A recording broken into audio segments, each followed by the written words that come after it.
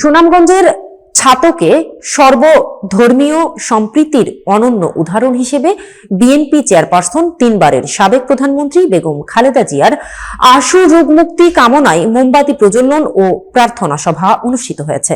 Staff reporter Sajjad Mahmud মনির জানান, বৃহস্পতিবার বিকেল 5টায় ছাতক পৌরসভায় রামকৃষ্ণ সেবাশ্রমে বাংলাদেশ হিন্দু বৌদ্ধ খ্রিস্টান কল্যাণ ফ্রন্ট ও বাংলাদেশ পূজা উদযাপন ফ্রন্ট ছাতক উপজেলা শাখার উদ্যোগে এই আয়োজন করা হয়।